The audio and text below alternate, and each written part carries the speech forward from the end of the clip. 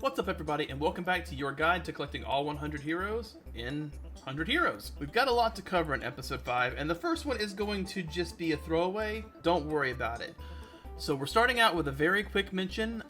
Once you finish the events in Hishan and basically start the next chapter, as it were, you're going to pick up a total of 6 story recruits. I'm not going to spoil who they are, but that's 6 down. I want to make it clear so that when I put the number at the title of the video, you'll know that those 6 are included in this count. Our first pickup is going to be in southwestern Hishan, same place we've been this whole time. She's a girl named Aire, and she mentioned that she wants you to be as fast as her. That's your test. That implies that you need speed, and in fact, there are guides online that say that you need 135 speed, but this is not true. It is actually a level check. You just need to be level 36, talk to her, and she will join your team. If you're impatient or speedrunning, she doubles your movement speed, so definitely worth picking up and putting in your support slot. If that's your style, it's not mine. After Aire, we have Code L. Now, you could have technically picked him up sooner, but there really was no point in it because of how fast things were moving with the story. You can find Code L over in Dauphin Village, and he's in the rune shop. He is going to be your castle's rune crafter, and he is very, very useful. To get him, you actually need the item that you get from the boss of Old Hishan, the dungeon you did toward the end of Hishan. So you just walk in and talk to him, and he'll join your party. If you've talked to him previously, he'll just have told you he'll join you if you find that rune. So it's the same as the other guy in the Deepwood. You just need the boss item. Yeah, talk to Code L, and he'll join your ranks. I would highly recommend going ahead and getting him going as soon as possible, upgrading the rune shop in your castle, because he actually sells rune shards. And in this game, rune shards are consumable one-time use items that cast whatever spell they're attached to. But the thing about them is they are actually still attached to the magic stat. So if you're using a spellcaster like Leon, for instance, and that doesn't have a lot of MP, he's great. It's great to just have like a whole stack of those rune shards. There's earth rune shards, dark rune shards, etc. I like to use the bag support, Nell, because when he's in your party, he increases your inventory space by 20, plus he himself, as being a part of your base and upgraded, increases your inventory space by 20. So you're looking at 70 slots, so you can really stack up some of those rune shards and use some of those weirder spellcasters that are like frontline damage dealers, but also don't have a lot of strength, but also don't really have enough MP to sustain themselves out in the wild. That's what the rune shards are really good for. Plus, they're, cheeky heals and stuff. Rune Shard of Light's gonna heal more than the tier 2 herb if a good magic user uses it. So all of those are things to keep in mind. None of it's necessary though. If you're using all physical attackers, screw it. Don't worry about it.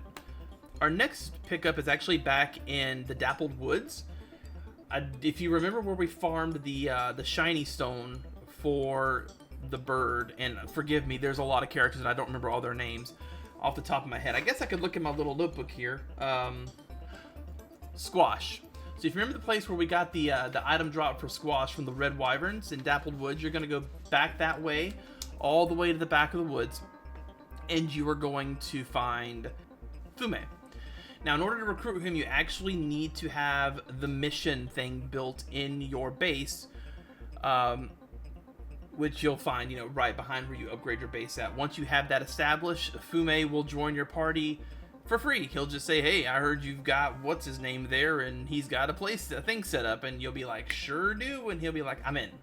So the next pickup is actually a little tricky. It's Douglas. Douglas is in the blacksmith in Edelweiss. The reason Douglas is tricky is because he requires 10 iron to recruit him, but whenever you return to your base, all your iron gets deposited in your base's stock. So you have to collect these 10 iron out in the field, go straight to Douglas, and then give them to him. The best way I found to do this was actually go back to Deepwood, just outside of the barrows that we completed a few episodes ago. In that little mushroomy area, there's 2 iron nodes that spawn. Each iron node gives 2 iron, so that's 4 iron. It takes 5 minutes for a node to respawn, so you're basically gonna go get lunch or something. Go there. Especially, I would also recommend putting the dwarf in your as your support. That increases yields for stone nodes. go to that area I just mentioned outside the barrows. The first node is in the top left. The second node is actually over on the right side, and I think I got footage that should be playing right now. But yeah, grab those. It'll take you probably 10 minutes total, because again, 2 and 2, 4. You should get an extra one from having the dwarf in your party, so that's 6. So after 10 minutes, the nodes will have respawned twice, and you can get it. You'll be done. From there, go straight back to Edelweiss and give Douglas the iron, and he'll join you as your blacksmith. Next on the agenda is Isha. Isha is a bit of a pain to pick up. She's in the southeastern part of Edelweiss. She's the blue-haired girl, and in order to recruit her, you're gonna have to complete 3 quests. The first one is to find a cat, which is just simply in the southwestern portion of Edelweiss, over where you first met the kid that plays Beyblade and the pink-haired guy. There's a black cat there, talk to it, and you'll actually teleport back over to Isha. Isha is going to give you your second quest after the black cat, and it's going to be to get a cockatrice egg from the mountain path that leads back to your hometown. Make sure you have a person in your party that has over 250 magic points. You can accomplish this with items or whatever you need to, and then head toward the mountain path. You're gonna start from the west exit of the mountain path and head east, and then kind of north. You're looking for a trail that leads far off to the west by itself into a dead end. There's another character there, so you're gonna run towards that while you're waiting for the cockatrice to attack you. When you get over there, you're going to run into the character Maureus. He's the one that requires the 250 magic points, so as long as you have that in your party, when you talk to him, he will join you. Much like many of the characters, he talks very slowly, therefore I find him annoying and he is not in my party. Eventually, after you run around back and forth, you'll get into a fight with a cockatrice that'll have a treasure chest that you have to use the gimmick to obtain. So grab the egg from the treasure chest, kill the cockatrice, go back to Edelweiss, and Isha will give you your third quest. The third quest is just to go to Aire, I believe it is, the first town you started in, the one that I've called the wrong name like 1,000 times. You're going to go back up there and talk to the item shop owner. The item shop owner will give you, or will take the package from you that Isha gave you, and you'll be done. You can technically go back right now and recruit Isha, but since you're already here on your way to the item shop, you either probably talked to or saw another girl. If you want to recruit her, she's going to ask you to get 5 eggs, regular normal eggs. To do this, you're actually going to teleport back to your base, and outside your base, just run back and forth. Eventually, you'll get into a fight with the little egg enemies. You'll recognize them as the one that's kind of standing beside her. They have a chance to drop several different kinds of eggs. You need 5 regular eggs. If you get a promising egg, it doesn't count. It has to be 5 regular eggs. So just run back and forth and farm that. It's kind of a pain. It's not 100% drop rate. It took me a little bit of time, but not too terribly long. It felt like about a 50% drop rate.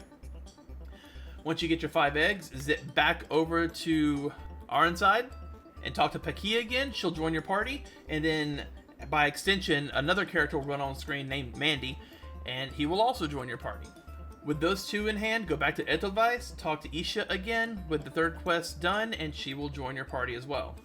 Now at this point, you're good to move on with the story. I've already, in the previous video, told you about Rody, so you should pick up Rody at this point because you should have the Pearl Pocket Watch that we got at the Seaside Cavern. And if you don't, go to the Seaside Cavern and get the Pearl Pocket Watch. It's a antique pocket watch in a treasure chest. Once you identify it, you can give it to Rody. Rody will join your party. If you've already sold that, they can drop from the enemies when you're on your boat. You'll know when you're on the sand ship. There's enemies that can drop the Pearl Pocket Watch, so you have to farm those if you've already sold the one you got for free. So it is possible, but again, kind of sucks. Nobody likes farming. Unless you do like farming, then go farm. In the inn near Rody, there's another character you can recruit right now called Prunella. She does require 100,000 bagels, or bakwa. If you're like me, you didn't have anywhere near that. But don't worry, because you'll get it very, very soon, very, very easily. So if you don't have the 100k, just bypass her. The good news is she'll give you 50,000 of it back once you pay her, so she's not going to take the full 100k, but you do have to have the 100k. As you continue to progress the story from here, you're going to notice a knight with pink hair. Her name's Reyna. When you talk to her, she'll say if you can do enough damage to her, basically, she'll join you. She requires 1,500 damage over the course of what's supposed to be 3 turns, but as of this recording, she's bugged. You only get 2 turns. So if you do defeat her on the 3rd turn, the battle will end, the game pretend like you didn't succeed.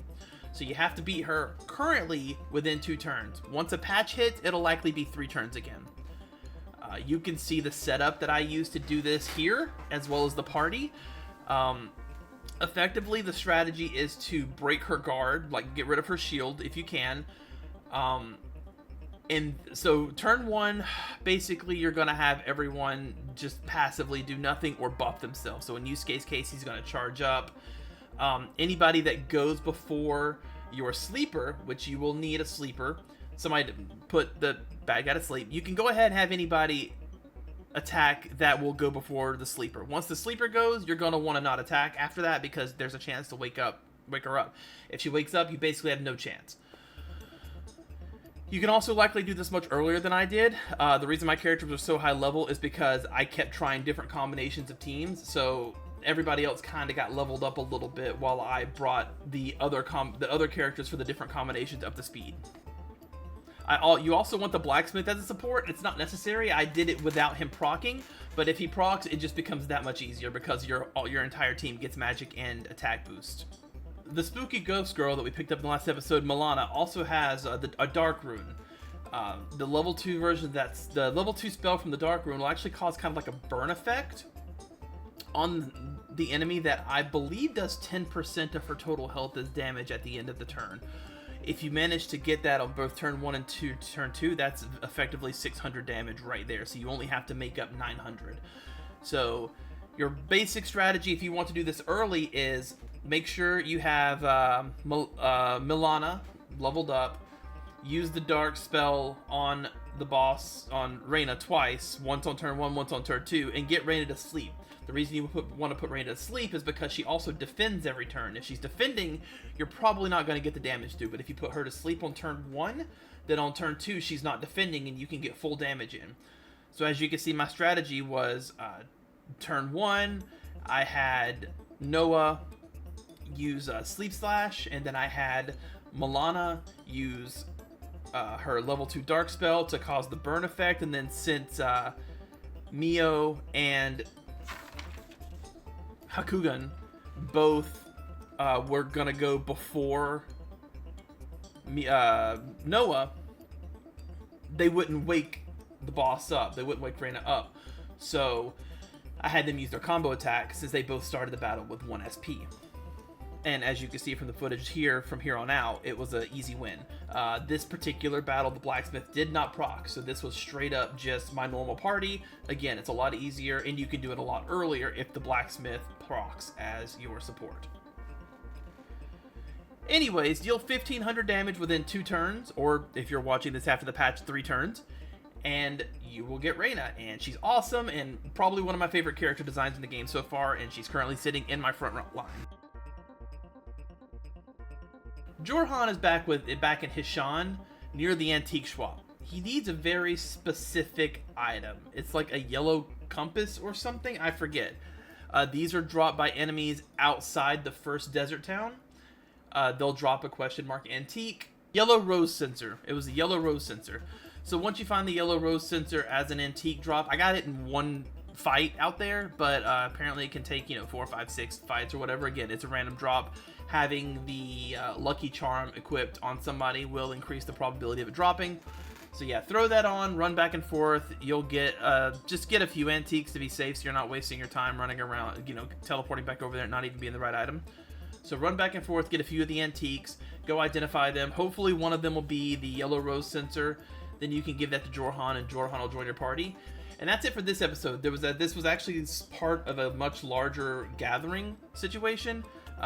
So hopefully expect episode 6 fairly soon. I do plan on streaming tonight, so hopefully I'll get some more characters. I think I'm at 3 or 4 right now for the next episode. We want to get between 8 and 12 per episode, so I'm not wasting y'all's time. But yeah, thanks for watching. If you enjoyed it, likes, comments, subscriptions, all that good stuff does help out a bunch. I am almost partner at this point thanks to the series, and I really appreciate it. If you don't mind checking out some of my other content from the past, I have years worth of stuff. I have lots of RPGs and horror games and all kinds of fun stuff. Also, very soon, I will be starting a podcast / news show. You should see it pop up on the channel if you're subscribed, so hopefully that goes through. And me and my friend are working hard on it, and we plan on putting it out weekly. So you'll be able to find it on most likely Apple Music, Spotify, and then of course here on the YouTube channel. So give it a try. It's gaming news, fun stuff. We'll be talking about Marvel Snap. But that's all for the plug on this one. Like I said, thanks for watching, and deuces, dummies.